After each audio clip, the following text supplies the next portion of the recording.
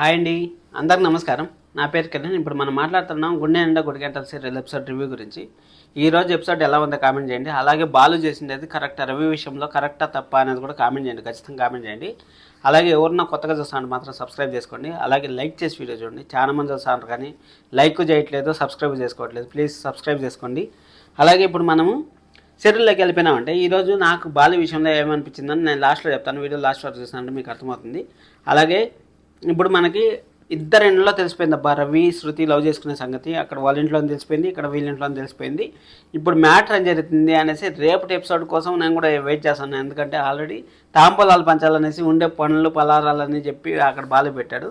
కానీ బాలు సరే అని సార్ అదంతా అయిపోయిన తర్వాత వాళ్ళకి తెలిసిపోయిందే సంజుని నేను పెళ్లి చేసుకోను అనేసి కరాఖండిగా చెప్పేసింది.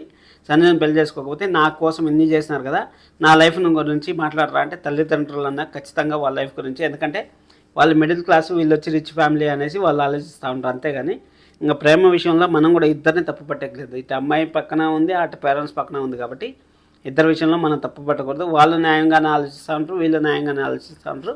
కానీ అక్కడ చేసేది ఏమంటే మిస్టేక్ చేస్తూ ఉండేది ఎక్కడంటే తల్లిదండ్రులు.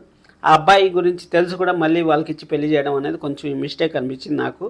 కానీ ఇక్కడ ఇద్దరు మాత్రం వాళ్ళు మిడిల్ క్లాస్ కానీ మంచి టాలెంట్ ఉంది, మంచి పిల్లాడు. రవి మాత్రం చెప్పాల్సిన పని లేదు అసలు. సరే నెక్స్ట్ మంత్ 15కి పెళ్ళి అనేసి పెళ్ళి కూడా వాళ్ళని డిసైడ్ చేసేస్తాడు.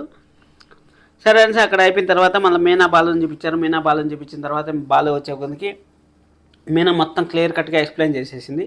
ఈ విధంగా రవి శృతి లవ్ చేసుకుంటా అంటారంట. శృతి ఎవరు ఏమనేసి అడిగితే ఆ డిఎం కూతురా మిమ్మల్ని కాపాడింది కదా అనేసి, మంచి అమ్మాయి అనేసి అంటే మంచి అమ్మాయి కాదు, వాళ్ళ నాన్నలాగా మనకు కూడా కసిసుకోవాలనేసి అనుకుంటా ఉంది. మా నాన్న ఒక నిమిషం కరెంట్ పోయింది, వస్తుంది, వెయిట్ చేయండి, భయపడద్దండి. సరే అనేసి వాళ్ళ నాన్న అమ్మని ఆలోచనలో పెట్టుకొని మా నాన్న కోసం మా నాన్న ఒకడేమో దొంగ అయ్యాడు, ఇంకొకడేమో తాగుబోతూ రౌడీ అయ్యాడు అనేసి బాలు గురించి బాలునే ఆ విధంగా మాట్లాడుకున్నాడు. కానీ జెన్యున్గా మాట్లాడుకున్నాడని చెప్పాలి ఈ విషయంలో మాత్రం. ఎందుకంటే ఉన్నది ఉన్నట్టు చెప్పాడు.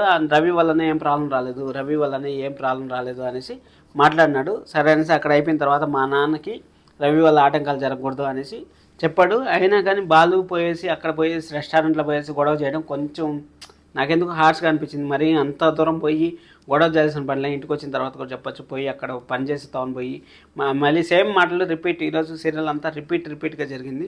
అంత మ్యాటర్ ఏం లేదు సీరియల్. ఈరోజు చూడాలనుకుంటే ఖచ్చితంగా చూడండి. చూసిన తర్వాత నా రివ్యూ వచ్చి చూస్తున్నారంటే మీకే అర్థమవుతుంది. సరే అక్కడ అయిపోయిన తర్వాత